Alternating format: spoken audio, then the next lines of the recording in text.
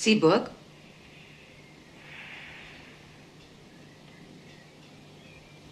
Allô?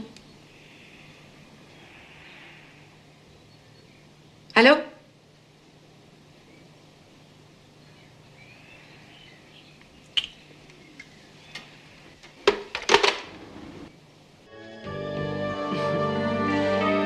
Je ne pensais pas mettre plus de 200 marks, en fait. Ah, je suis désolé, mais je risque de ne pas avoir grand-chose. Oh, vous n'auriez pas une petite chaîne toute simple? C'est pour ma nièce qui fait sa communion la semaine prochaine. Elle est trop jeune pour porter ça. Oui, je vois ce que vous recherchez.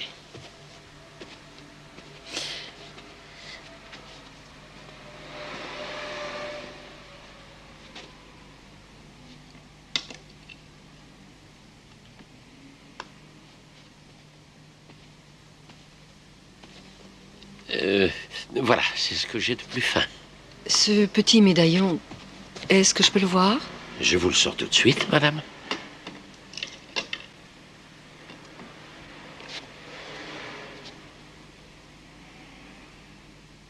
Il y a un problème? Je vous prends ça. Il est assez cher, je vous préviens. Peu importe le prix. Laissez-moi tout de même vous le dire. Il vaut 3500 marks. Je vous donne 1000 en acompte et vous me le mettez de côté.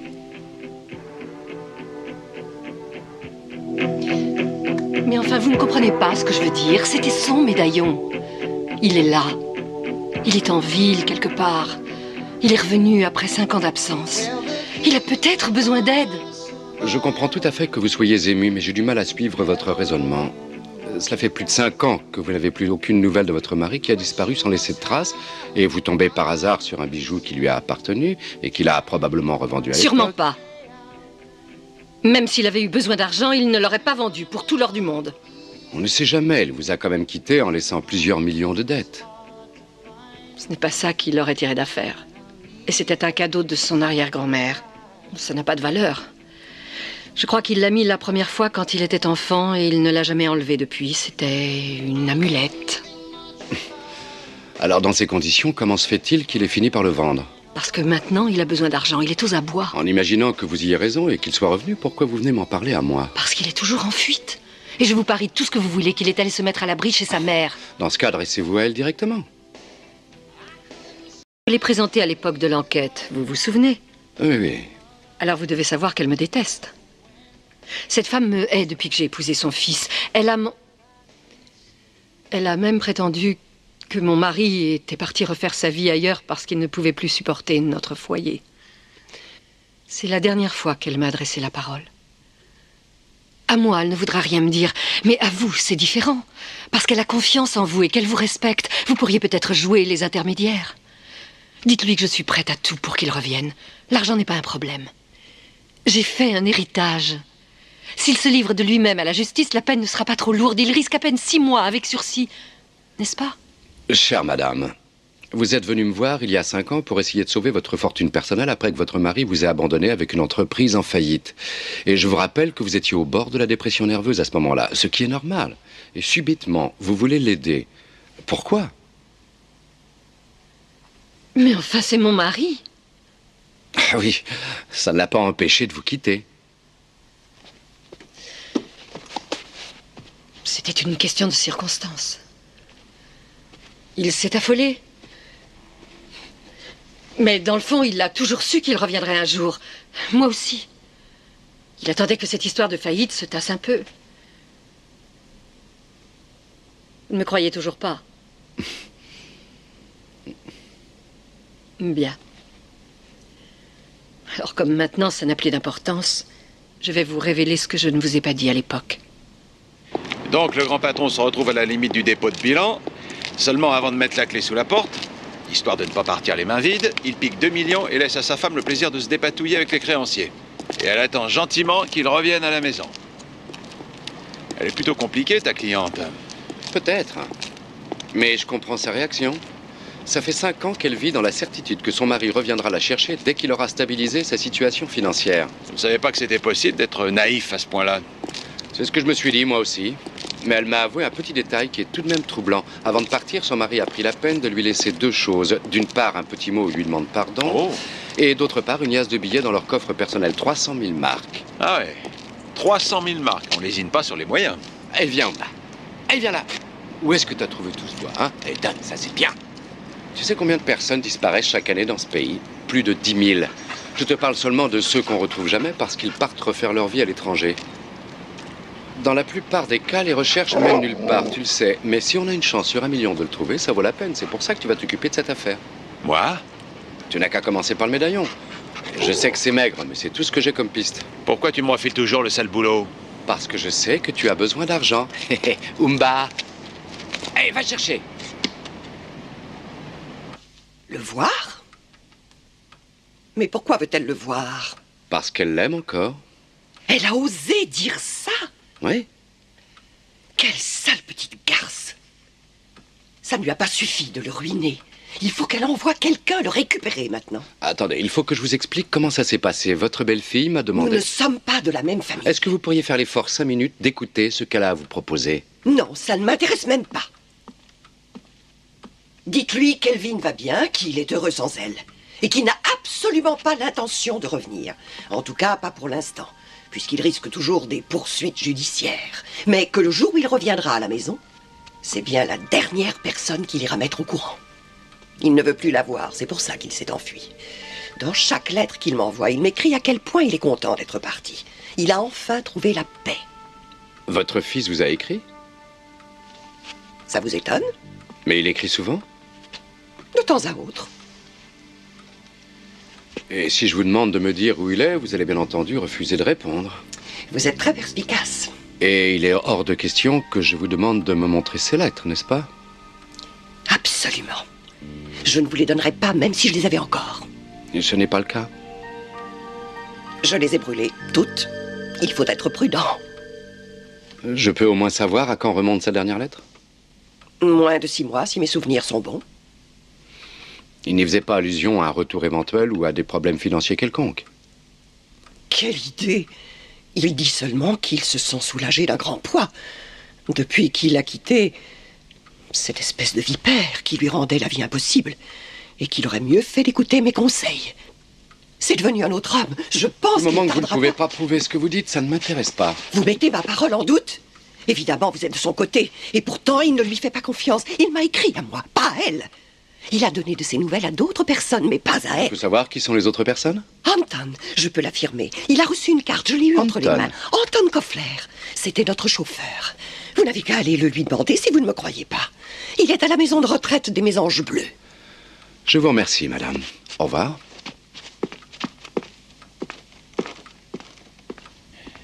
« 6, 7, 8, 9, 10. Je vois que ma tante a toujours aussi bon goût. Je me demande où vous avez trouvé ça. Je l'ai tout simplement acheté à un collègue. Et je pourrais connaître son nom? Vous n'auriez plus besoin de moi si je vous donnais toutes mes adresses. Pourquoi ça vous intéresse? Oh, je suis curieux de nature.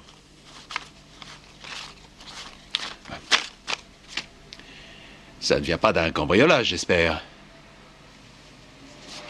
Je ne donne pas dans le recel, monsieur... Matula. Vous seriez Sherlock Holmes, que ce serait pareil. Je n'ai pas à justifier mes provenances. Moi non, c'est vrai. Mais il y a les contrôles. Les contrôles de police? Serait-ce une menace? Faut-il en arriver là?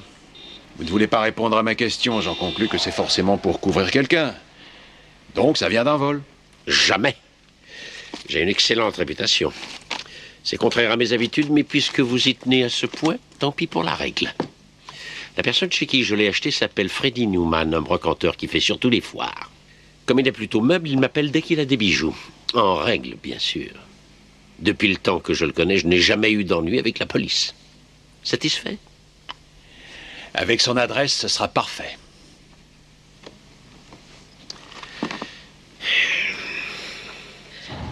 Il ne les a pas mis à la porte de Gaieté de Cœur, mais on n'avait plus les moyens de les garder. C'est pour Koffler que ça a été le plus délicat. Il faisait presque partie de sa famille. Il travaillait déjà pour sa mère avant. Et à son âge, pas la peine de chercher un emploi. Alors il a préféré prendre sa retraite. Je ne sais pas comment il supporte l'inactivité. On s'y fait sans problème.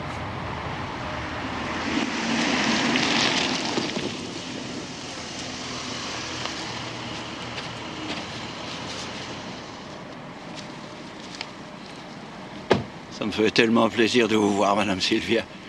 Ça fait une éternité. Comment allez-vous? C'est plutôt à vous qu'il faut demander ça. Ça fait longtemps que je veux vous rendre visite, mais vous savez ce que c'est, je suis débordée. Je vous présente Rainer Frank, un ami. Bonjour, Monsieur Koffler. Bonjour. En fait, Rainer est aussi mon avocat.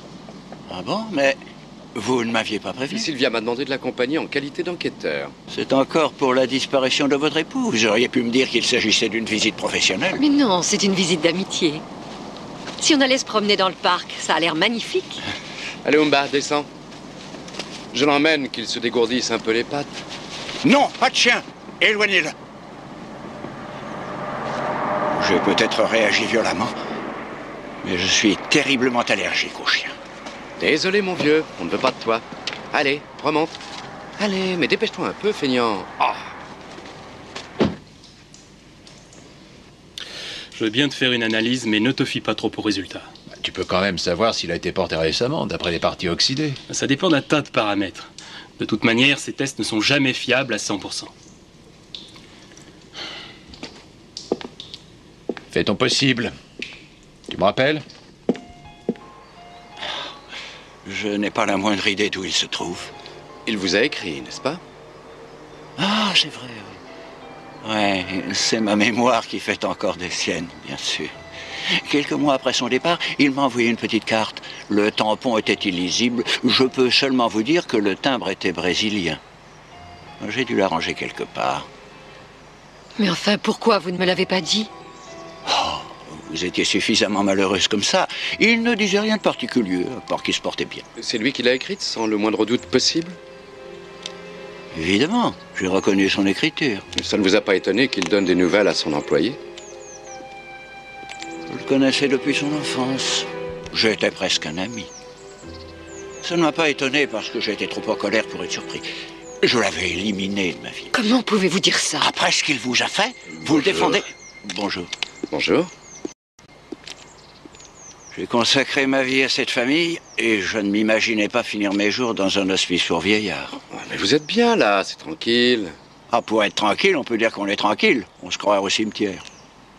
Et ça coûte une fortune en plus. Toute ma pension a dû y passer. J'aimerais bien la voir.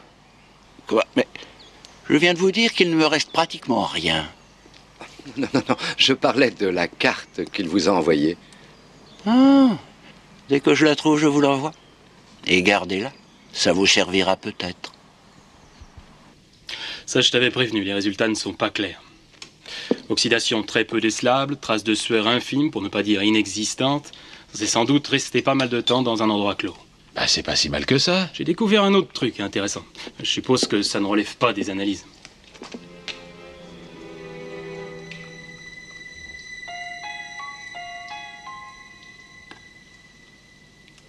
Curieux, non?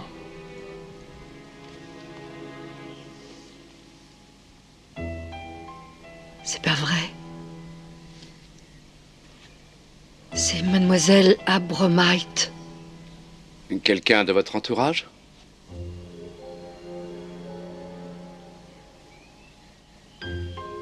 C'était la secrétaire de mon mari.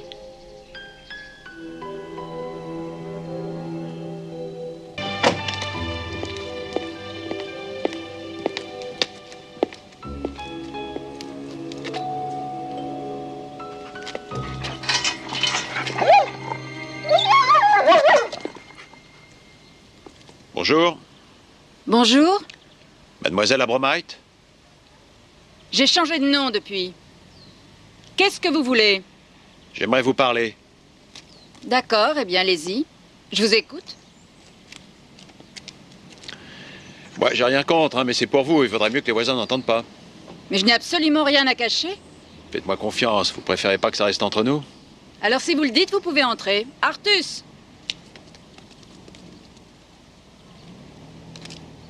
Merci.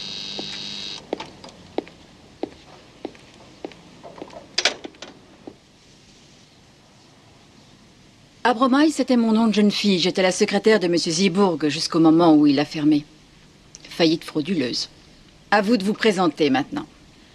Je fais une enquête pour un avocat, maître Rainer Frank. Il travaille lui-même pour la femme de Zibourg. Je suppose que s'il y a enquête, c'est qu'on l'a attrapé. Non. Mais Madame Zibourg a trouvé un objet qui laisse supposer que vous n'aviez pas que des relations professionnelles avec son mari. Effectivement, j'étais sa maîtresse, mais qu'est-ce que ça peut faire? C'était il y a une éternité, et avec le temps, on oublie. On pardonne aussi. Mauvais souvenir? Très mauvais. Les affaires commençaient à marcher de plus en plus mal, et c'est à ce moment-là que je suis tombée enceinte de lui.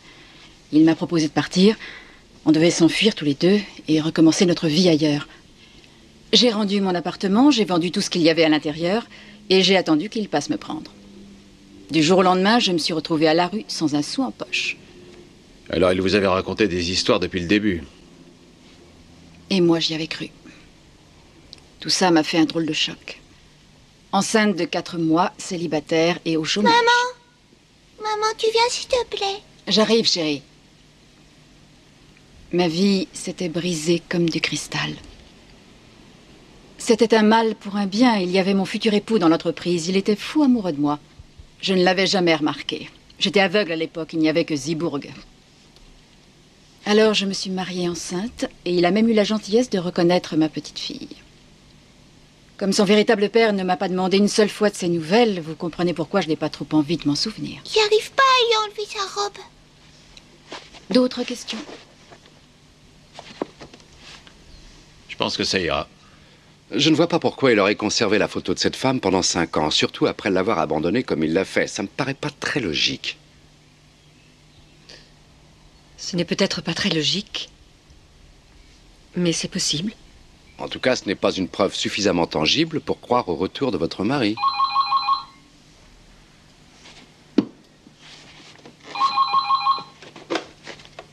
Oui, allô? Qui est à l'appareil? C'est toi, mon amour. Je sais bien que c'est toi, Irvine. Pourquoi tu ne me dis jamais rien? Demande-moi ce que tu veux, tu peux me faire confiance. Mais pourquoi tu m'appelles alors? Tu veux me rendre folle? Oh, pardonne-moi, mon chéri.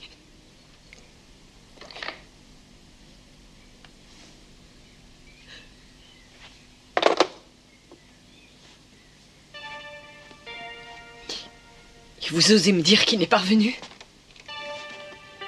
Qu'est-ce qui vous permet d'affirmer que c'est lui? Je le reconnais à sa respiration. Je vous en prie, soyons sérieux. Qui ça peut être à part lui? Il y a des millions de gamins qui font des blagues au téléphone. Il faut me croire. C'est mon instinct qui me dit que c'est lui. Alors pourquoi refuse-t-il de vous parler? Parce qu'il a peur. Nous sommes en train de perdre du temps pour rien. Alors comme j'ai déjà mis Matula sur la piste du médaillon, on va d'abord attendre de voir ce que ça donne. Mais si ce n'est pas concluant, je propose de fermer le dossier. Je comprends pas. Mais comment ça se fait que vous ne savez pas d'où il vient, ce médaillon? Vous vous rendez compte de ce que vous me demandez? Vous savez combien il m'en passe dans les mains par jour? Alors est-ce que je l'ai acheté il y a 1 an, il y a 1 semaine? Je ne peux pas vous le dire, je n'en ai pas la moindre idée. Vous avez bien dû le noter pour votre comptabilité. Ma comptabilité? Alors il doit figurer au livre de police, au moins. Vous êtes qui? Commissaire à la répression des fraudes? Froid. Inspecteur? Ça commence à tiédir. Vous êtes presque aussi chaud que votre marchandise. Si vous voulez éviter les ennuis, je vous conseille de faire marcher votre tête. La personne à qui appartient ce médaillon a disparu. Comment ça a disparu? Envolé, sans laisser de traces. Et le jour où les flics viendront farfouiller chez vous, il vaudrait mieux pour vous que vous ayez retrouvé la mémoire. Là, ça ne me dit toujours rien. Mais on ne sait jamais. Je vous laisse ma carte, appelez-moi dans 1 semaine. Disons plutôt après-demain. Je voudrais savoir pourquoi ce détective privé qui travaille pour vous est venu terroriser ma femme en mon absence. Non, il doit y avoir une erreur, voyons. Votre collaborateur s'appelle bien Matula? Oui, il s'agit bien de lui. Alors, pourquoi erreur?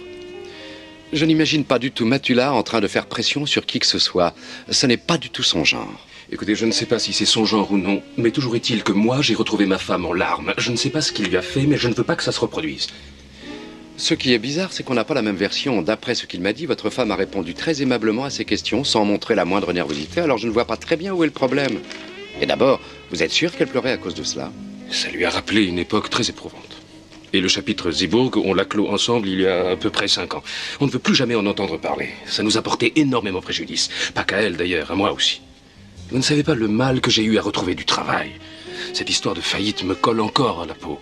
J'étais fondé de pouvoir, donc on m'en a fait porter la responsabilité. J'ai perdu toute crédibilité. J'arrive à récupérer un semblant de confiance, et à ce moment-là, un détective vient remuer la vase et réduit tous mes efforts à néant.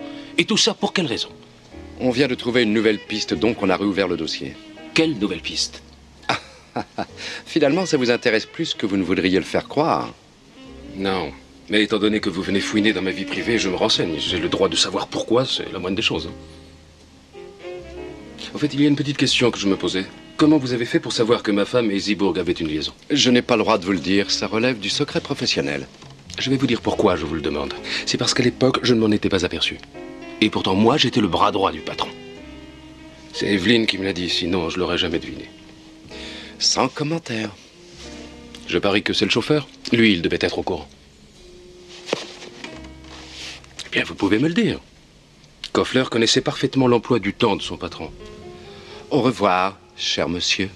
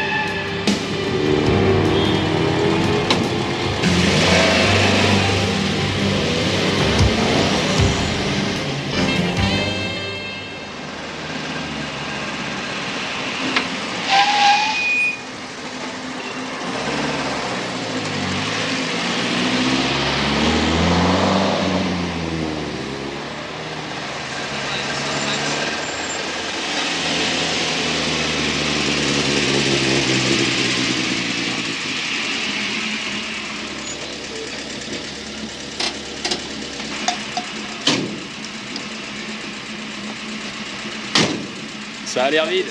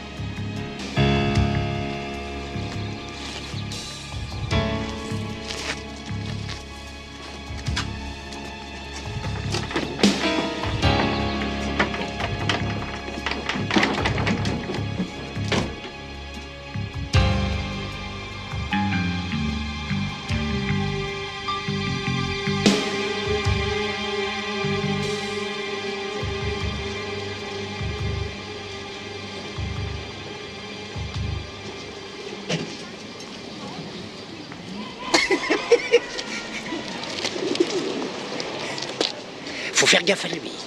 C'est un poulet.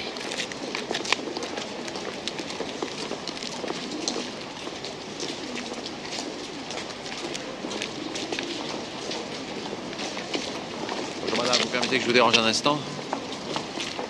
C'est à propos de la petite maison qui est allouée juste à côté du lac des Sauges. Repassez demain, vous voyez bien que j'ai fermé. J'ai besoin de ce renseignement, je suis très pressé. Et moi, vous croyez pas que je suis pressée de rentrer chez moi?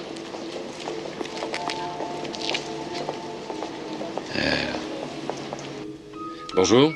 Je voudrais parler à Maître Franck, s'il vous plaît. C'est urgent. Je peux vous donner un rendez-vous? Non, je me suis mal fait comprendre. Je veux le voir immédiatement. Si vraiment ça ne peut pas attendre, à 15h cet après-midi... Je viens de dire immédiatement. Je suis désolée, mais c'est impossible. Il doit être au tribunal dans 1 heure. Il a bien 5 minutes. Est-ce qu'il est là? Qu'est-ce qu'on fait? On prend quand même rendez-vous pour cet après-midi? Est-ce qu'il est là, oui ou non? Bonjour. Bonjour. Vous n'auriez pas vu le dossier Spetzer par hasard? Si, il est là. Ah, merci. Il faut que je vous parle. Prenez rendez-vous là, on m'attend au tribunal. Je vous en C'est ce prie. que je lui ai dit, mais il ne veut rien savoir. Je n'en ai pas pour longtemps et c'est très important. Entrez. Je ne vous ai pas dit toute la vérité hier. Vous n'y étiez tenu par aucun serment. Je sais, mais je voudrais apporter une petite précision par acquis de conscience. Entendu, mais rapidement, parce que je ne peux pas me permettre d'être en retard. Auparavant, je vous demande de me donner votre parole, que ma femme n'apprendra jamais un seul mot de cette conversation, quoi qu'il arrive. Tant que je ne sais pas de quoi il s'agit, je ne promets rien du tout. Maintenant, libre à vous de partir, ou de vous asseoir, si vous voulez. Eh bien, le soir précédant la disparition de M. Zibourg, j'ai eu un petit entretien privé avec lui dans son bureau. Je savais que l'entreprise était à 2 doigts de la faillite, bien évidemment, et comme j'étais son fondé de pouvoir, je pensais qu'il allait me parler d'un plan de gestion pour faire rentrer de l'argent. Et je suis tombé du ciel. Il ne s'est carrément pas gêné pour me dire qu'il ne voulait pas supporter les conséquences financières de la faillite et qu'il avait l'intention de partir à l'étranger sous 48 heures. J'ai essayé de le faire changer d'avis, sans succès, bien sûr. Il m'a dit que sa décision était déjà prise et qu'il était vraiment désolé de mettre tout le monde au chômage. Et puis il m'a remis une enveloppe de 100 000 marks que j'ai refusé de prendre, vous vous en doutez.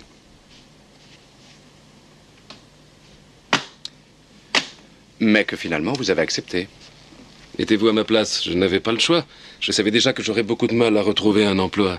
En plus, je devais aussi m'occuper de sa secrétaire avec cet argent, la petite Evel, mademoiselle Abromite. Ce que vous avez fait avec beaucoup de dévouement. Il ne s'est pas adressé à moi par hasard. Il savait qu'elle me plaisait énormément. Et à cette époque, vous ne saviez toujours pas qu'il avait une liaison avec elle? Ils se montraient discrets tous les deux. Il m'a encore confié des objets personnels auxquels il avait l'air de tenir. Parce qu'ils auraient pu être compromettants, et il m'a demandé de les garder jusqu'à la fin de la prescription. Il y avait une tabatière en or, un médaillon et une chevalière. Et vous les avez encore? Oui, bien sûr. Eh bien, cher monsieur, merci. Ça m'aidera peut-être pour la suite. Vous comprenez maintenant pourquoi je ne tiens pas à ce que ça arrive aux oreilles de ma femme. Oui, elle pourrait croire que vous vous êtes intéressé à elle uniquement pour faire plaisir au patron et qu'en plus, vous avez touché de l'argent pour ça. Oui, exact. Comme je vous comprends. Vous n'avez pas que ça à faire, donner des renseignements toute la journée. Ça, c'est pour vous dédommager. Le propriétaire s'appelle Calvaille. Calvaille. Je dois avoir son adresse quelque part. Je peux vous la donner, mais ça mérite bien un autre dédommagement. Je m'en passerai, c'est gentil. Alors, racontez-moi, qu'est-ce qui se passe dans cette maison? Je sais pas, rien de particulier, pourquoi? Hier, quelqu'un m'a posé la même question. Ah oui? Un homme assez grand, brun, barbu, les yeux clairs? C'est bien ça. Je lui ai déjà raflé 2 affaires à celui-là. Au revoir. On attend d'abord les résultats du jugement et si ça ne vous convient pas, on fera appel. Rainer? Vous voulez bien m'excuser. Bien, qu'est-ce que tu fais là? J'ai une grande nouvelle à t'annoncer. Ne me dis pas que t'as résolu l'affaire Zibourg sans moi. Non, mais presque. Bah, je t'écoute. Tu devineras jamais qui possédait le médaillon en dernier. C'est pas Calvaille. Bon, chez toi dans 2 heures. Là, je n'ai pas le temps. D'accord. À plus tard. Voilà, monsieur Spotter, je suis à vous. Calvaille t'a raconté n'importe quoi sur ce médaillon. Écoute, je débarque sur le stand du marché aux puces et le type sait que le médaillon est volé. Je lui raconte toute l'histoire et je le préviens que l'ancien propriétaire est porté disparu. Donc il se dit qu'il a intérêt à se couvrir. Il appelle son pote cambrioleur qui lui montre la maison d'où ça vient. Et après, c'est pas dur de remonter jusqu'à Calvaille. Il n'a plus qu'à l'appeler en disant « On t'a piqué un objet qui appartient à un type qui est recherché par la police. On sait pas ce que t'as fait, mais ça n'a pas l'air très net. Alors on te donne un conseil d'ami. Ou bien tu te montres vraiment généreux avec nous, ou bien on te balance à la criminelle.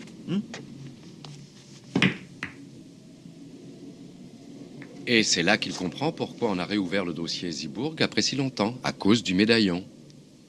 Tout d'abord, il vérifie qu'on a bien cambriolé sa maison de campagne, et juste après, il vient me voir. Ça se tient. J'ai déjà vu des théories plus invraisemblables. Ça se tient? Mais bien sûr que ça se tient. Tu vois pas que tu t'es fait baratiner depuis le début? C'est ce qu'on appelle de la défense par anticipation. Et je sais pas ce que ça cache. Et s'il disait la vérité, après tout? Tu plaisantes, j'espère. Bon, qu'est-ce qu'on a comme élément? Zibourg a laissé une enveloppe de 300 000 marks à sa femme avant de partir. Calvaille m'a dit qu'il avait touché 30 000 marks de son côté. Et pourquoi s'arrêter là? On n'a qu'à faire le tour de ses connaissances. Il a peut-être pensé à la retraite du chauffeur pendant qu'on y est. Et de sa mère aussi. Et du portier. Sans oublier les étrennes des éboueurs. C'est le Père Noël. Il a fait plein de petits cadeaux avant de s'envoler. Oh, ne t'en fais pas, il n'est pas oublié. Je te rappelle qu'il a pris 2 millions dans la caisse pour se les mettre dans la poche. Autre hypothèse. Ils se sont tout simplement débarrassés de Zibourg et ils ont divisé l'argent. Ça ferait un bon scénario. Alors qu'est-ce que t'attends pour nous pondre des romans policiers? Il paraît que ça rapporte.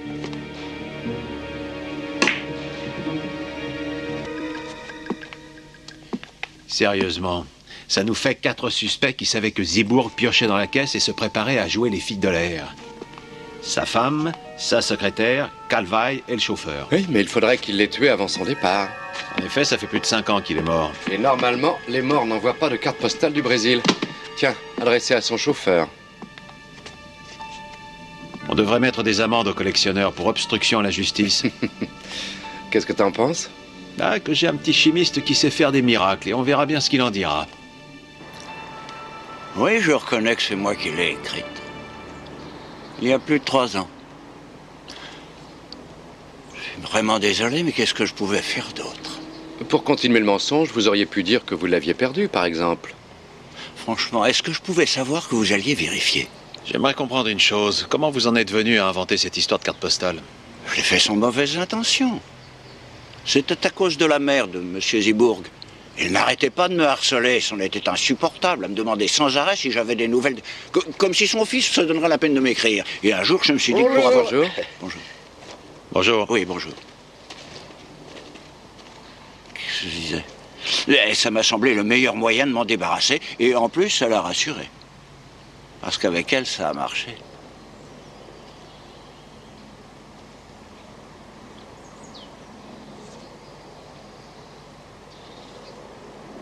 Je voudrais aussi éclaircir un point qui restait un peu obscur. Vous devez vous demander comment je fais pour m'offrir tout ça. Une maison de retraite aussi luxueuse. Avec l'argent que Zibourg vous a laissé. Comment, vous êtes au courant? Je n'étais pas au courant, c'était une supposition. Oui, en effet. Il m'a laissé une enveloppe pleine d'argent avec une petite lettre. Il me l'a remise la veille de son départ en voyage. Il disait qu'il était désolé, que sa décision était prise, qu'il le fallait. Il s'excusait aussi auprès des employés. Et il disait qu'il s'en voulait. Et qu'il était vraiment désolé de mettre tous ses employés au chômage, n'est-ce pas? Ouais. Oui, c'est exactement ce qu'il a dit. Et naturellement, j'ai refusé de toucher à cette enveloppe. Il y avait 50 000 marks. Et puis vous avez fini par les prendre. Oui, mais... Vous savez, j'étais sous le choc, je ne savais pas quoi faire. Pour moi, c'était la catastrophe. Je n'avais plus aucune chance de trouver du travail ailleurs. Et je me suis dit qu'après tout, c'était une sorte de reconnaissance pour bons et loyaux services. Et pourquoi pas? Dites-moi, monsieur Koffler, pourquoi vous nous racontez tout ça? Je ne sais pas. Je vous dis ça parce que c'est la vérité et que c'est important. Un tissu de mensonges. Écoute, il ne faut pas trop en demander. Pour une fois qu'on a des témoignages spontanés. Ça ne fait que confirmer ce que je dis. Ils se sont tous mis d'accord avant. T'as peut-être raison, ils ont peut-être mis le cadavre à sécher dans la cave. Dans la cave? Comment allez-vous? Bonjour. Et pourquoi pas? Il y en a forcément un qui dirige les autres. Koffler a inventé toute cette histoire de carte postale. Ah bon? Et alors? Vous comprenez ce que ça veut dire? Que votre fils n'a jamais écrit à cet homme. Oh, quelle importance, puisqu'il m'a écrit à moi. J'imagine à quel point ça a dû être dur pour vous en tant que mère. Votre fils écrit à un domestique et pas à vous. Ça doit être horriblement vexant, n'est-ce pas? Oh, mais non, quelle idée. Et puis il m'a écrit très peu de temps après, et régulièrement ensuite.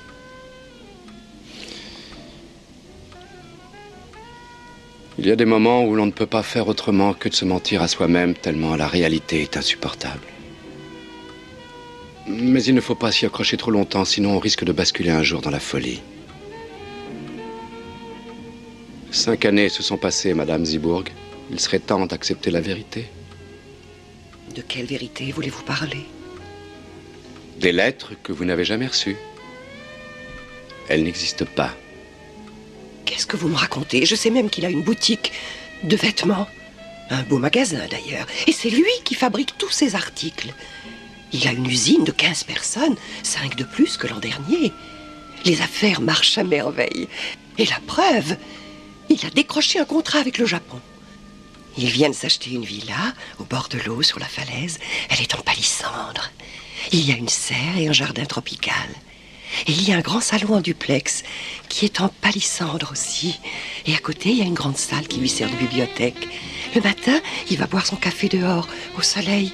Il m'a dit c'est tellement beau qu'il faut en faire profiter les autres. Il veut adopter plein d'enfants. C'était son rêve, ça. De fonder une grande famille. Il n'aurait jamais dû épouser cette bonne femme. Elle n'en voulait pas. D'ailleurs, c'est pour ça qu'il l'a abandonnée. Pourquoi vous ne voulez pas entendre cette vérité-là? Elle vous dérange?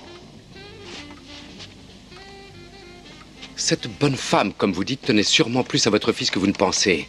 Et vous êtes en train de la rendre complètement folle avec vos appels anonymes. Ne m'obligez pas à lui dire que c'est vous.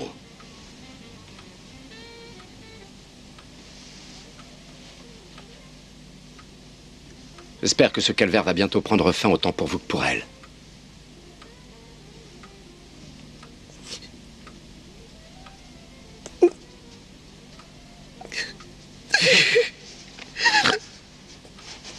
Allez-vous-en! Foutez-moi le camp, laissez-moi tranquille!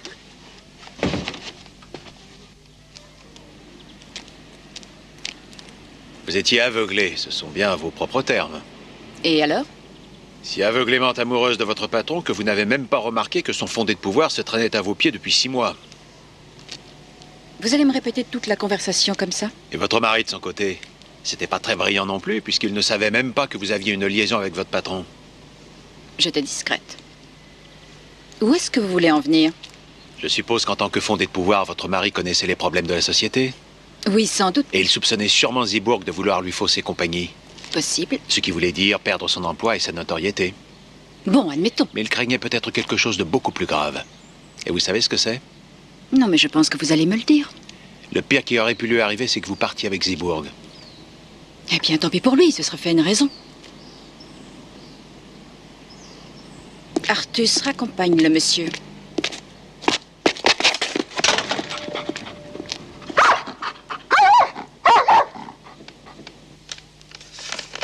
Et cette lettre était également dans le coffre? Non, elle était posée sur le bureau.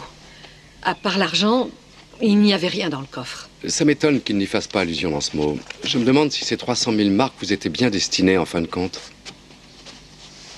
Comment ça? Pourquoi il ne m'aurait pas été destiné? Justement, il ne voulait pas vous les donner. Il comptait les reprendre, mais il a eu un empêchement. Mais quel genre d'empêchement? Je ne sais pas, mais c'est venu contrecarrer ses plans, en tout cas.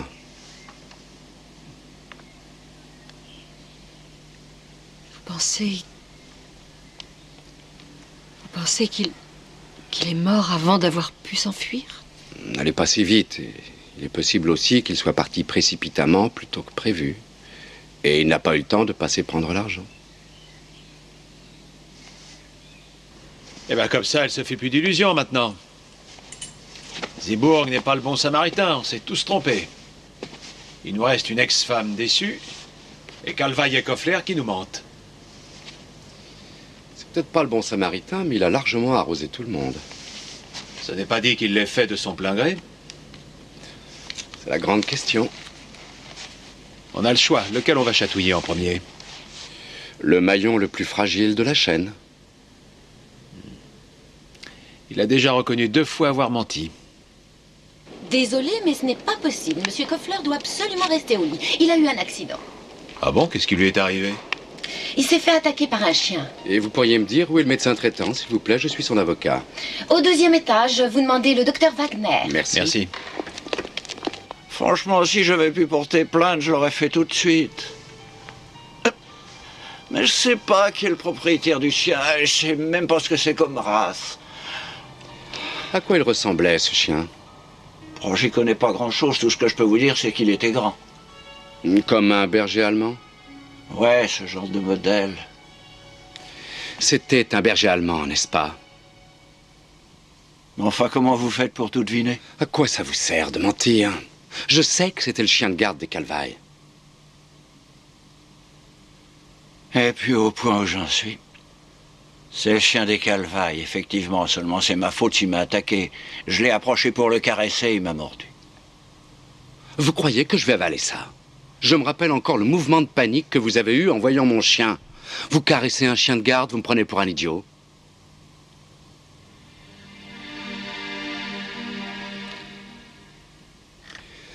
La seule conclusion rationnelle qui me vient à l'esprit, c'est que vous et M. Calvaille avez tué Zibourg. Qu'est-ce que vous racontez? Mais vous êtes fou! Je n'ai rien à voir dans cette histoire. Bon, attendez, je vais vous dire la vérité. Tant pis si je perds tout ça.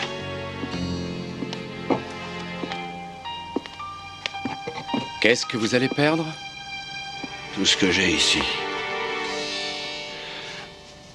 C'est Calvaille qui me paye ma chambre tous les mois. Il a promis de me payer tout ce qu'il me faut jusqu'à ma mort. À condition que je la boucle. Mais là, ça suffit. Il a délibérément lâché son berger allemand sur vous. Ouais. Il était sûr que je parlerais pas comme ça. Que je pourrais pas dire aux flics ce que je sais. Parce que je l'ai vu faire monter M. Zibourg dans sa voiture cette fameuse nuit. Pas si vite, depuis le début. Racontez-moi tout ce qui s'est passé, dans l'ordre. Oui, pardon. Alors,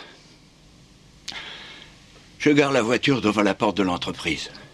Comme tous les soirs quand je vais chercher le patron. J'éteins les phares et j'attends. 1 heure passe. Enfin, il sort, mais il n'est pas seul. Il y a Calvaille qui l'accompagne. Oh, ça n'avait rien d'extraordinaire. Il leur arrivait de travailler tard ensemble, surtout depuis qu'il y avait des problèmes. Seulement, que le patron monte dans la voiture de Calvaille et parte avec lui, ça m'a drôlement étonné. Est-ce que Zibourg est monté avec Calvaille de son plein gré? Ça, c'est ce que je me suis toujours demandé sans avoir de réponse. Ça me hante depuis 5 ans. Toujours est-il que je ne l'ai plus jamais revu et qu'il était porté disparu. Le lendemain, je suis allé voir Calvaille chez lui et il s'est affolé. Quand il a retrouvé son calme, il m'a dit qu'il avait aidé le patron à s'enfuir. Et ça lui avait rapporté beaucoup d'argent. Il était même prêt à m'en donner une partie si je ne disais pas ce que j'avais vu à la police. Enfin, monsieur Koffler, ne me dites pas que vous l'avez cru quand même. Parce que vous croyez vraiment que j'avais le choix. L'entreprise qui ferme, le patron qui se fait la malle, et moi, je me retrouve sur le pavé. Comment ça, on va lâcher l'affaire? On a avancé notre enquête tant qu'on a pu. Maintenant, c'est à la criminelle de prendre le relais. Mais on est sur le poteau d'arrivée. Zibourg va faire un tour avec Calvaille et à partir de là, on ne le revoit plus. Je vois pas ce qu'il te faut de plus. Et de quoi tu veux qu'on l'accuse avec ça? De complicité dans une affaire de faillite frauduleuse? Calvaille a aidé Zibourg à quitter le territoire moyennant finance. Et alors?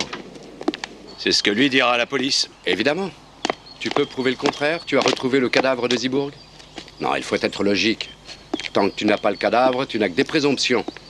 Si Madame Zibourg est d'accord, je vais demander au procureur de rouvrir le dossier et on leur passe. Ouais, et ils vont faire leur boulot comme d'habitude. Pas trop vite pour que Calvaille ait le temps de faire disparaître les indices.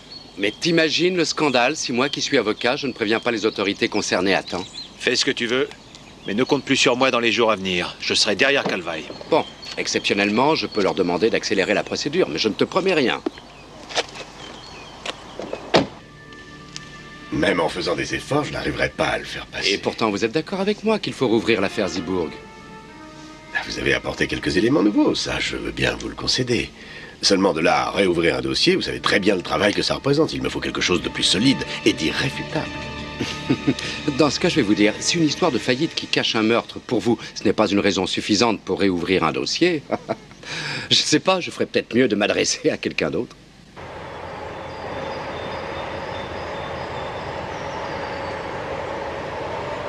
Tu peux m'expliquer pourquoi ça prend 5 jours pour faire un mandat de perquisition? 5 jours, et je les préviens que Calvaille est en train de retourner son jardin. Et tu crois qu'il s'affolerait un petit peu? Pendant ce temps-là, c'est pas eux qui passent des nuits blanches. Calme-toi, si jamais il a enterré quelque chose dans le jardin, on finira bien par le trouver. Ça aura bien le temps de pourrir d'ici que les flics se ramènent. Ça me paraît évident.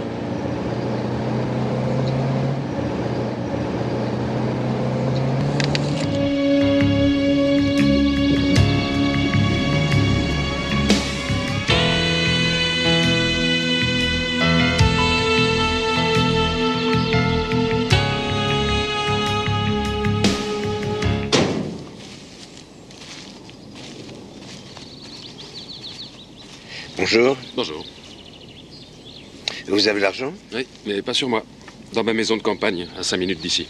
Je vous emmène. On risque rien? Hein? Fais pas l'idiot.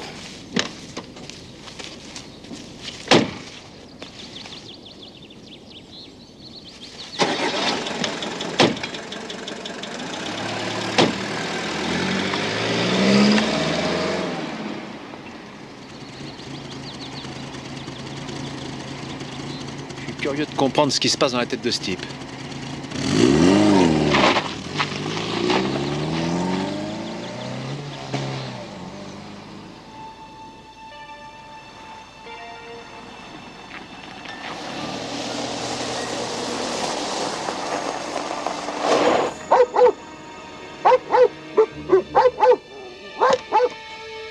Bonjour, messieurs. Je suis vraiment désolé pour ce léger retard. Seulement, je ne voulais pas que votre visite soit totalement inutile. C'est pourquoi je ne suis pas venu seul, comme vous voyez. Ils ont essayé de me faire chanter.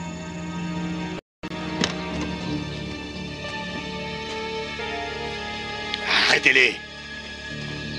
Tournez-vous vers la voiture. Jambes écartées. Allez-y, messieurs, la maison est à vous. Faut faire d'abord le jardin. Je vous en prie, vous aurez besoin de ma déposition.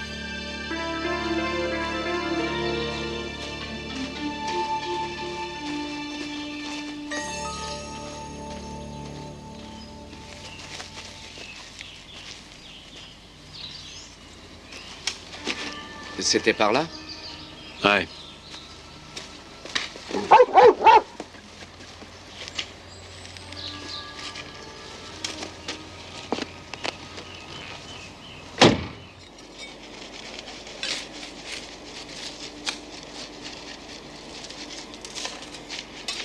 Il y a quelque chose là.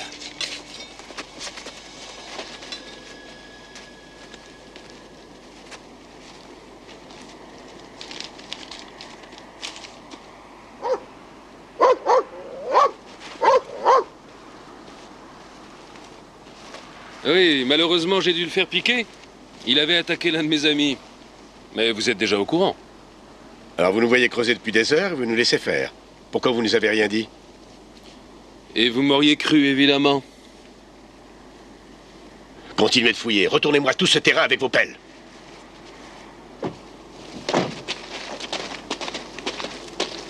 Je suis pas prêt d'oublier une telle humiliation, cher collègue. Eh oui, on creuse une tombe pour le voisin, et puis... Faudra surveiller le voisin.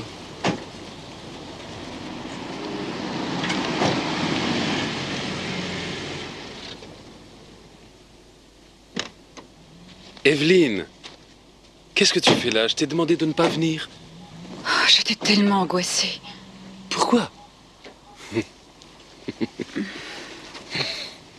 Ça y est, on n'a plus de raison de s'en faire. Tout est fini maintenant. J'ai compris. Quoi? Tu te souviens? Tout à l'heure, sur la route, le tracteur peut en cacher un autre. Deux, l'un derrière l'autre. Et le deuxième empêche de voir celui de devant. Non, tu n'es pas sérieux. Oh si, on parie, tu veux? Attendez une petite minute. Mais qu'est-ce que vous voulez encore?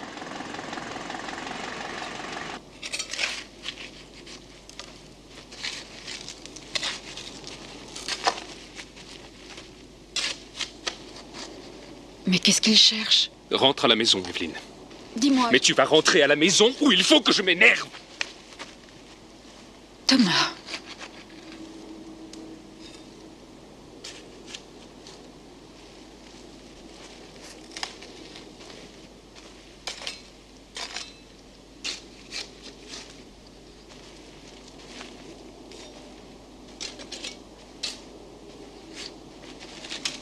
Félicitations, monsieur.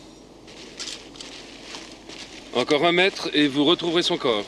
Ou plutôt ce qu'il reste de son corps. 5 ans là-dedans, vous imaginez? Ça doit pas être beau à voir. C'est vous, l'auteur du crime? Apparemment, oui. Ça m'en a tout l'air. Je suppose que vous aimeriez que je vous raconte ce qui s'est réellement passé à l'époque. L'entreprise était en perte de vitesse. Les ventes baissaient. Trop vite, et pourtant le stock tournait bien. J'ai commencé à surveiller ça de plus près pour trouver une solution. J'ai constaté un tas d'erreurs de comptabilité. Par exemple, des dettes importantes en suspens depuis des mois et presque plus d'espèces. Pourquoi? Ça n'apparaissait pas dans les comptes. J'ai tout repris, j'ai fait le total de tout ce que le patron avait prélevé pour ses frais personnels. Ça faisait pas loin des 2 millions. C'était évident qu'il avait mis de l'argent de côté et qu'il avait l'intention de partir en nous laissant tomber. C'est à ce moment-là que vous l'avez tué? Non, on n'y est pas encore. Je l'ai obligé à ouvrir son coffre pour voir si j'avais raison. Et c'était ce que j'avais prévu. Ils y étaient, les 2 millions de marques. Je les ai mis dans une mallette. J'ai obligé Zibourg à monter dans ma voiture et je l'ai amené là. Seulement, il y a eu un petit problème. Le chauffeur de Zibourg nous avait vu sortir. Un témoin. J'avais pas du tout prévu ça. Et après, il y a eu un autre problème. Mais c'était de ma faute, c'est vrai. Je n'aurais pas dû être aussi cupide. Je l'ai assommé, je l'ai jeté dans la fosse. J'avais déjà envoyé une pelletée de terre. Et j'ai pas pu m'empêcher de penser à ce bijou. Il a fallu que j'aille prendre le médaillon.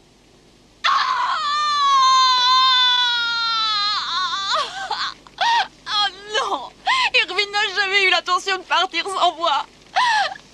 Tu n'es qu'un monstre! Un monstre! Oh non! Tu l'as tué! Evelyne! Tu l'as tué! Arrête! C'était vrai qu'il voulait m'emmener là-bas. Tu l'as tué. C'est ta faute, c'est pour toi que je l'ai tué. Je voulais seulement l'argent, je lui en aurais pris la moitié, et puis je l'aurais laissé filer à l'étranger. Seulement, il m'a parlé de toi. Il m'a dit que tu partais avec lui. Ça m'a rendu dingue. Non, j'aurais pas pu le supporter. Vivre sans toi, ça n'avait plus aucun sens. Tu comprends, je ne pouvais pas le laisser emmener la seule femme que j'ai jamais aimée. Laisse-moi là, je rentrerai en taxi. C'est pas la peine, je t'attends. T'en as pour combien de temps? Demi-heure maximum. Tu viens avec moi? Oh, laisse tomber, tu me connais. Les visites de condoléances, c'est vraiment pas mon style. Bon, j'y vais.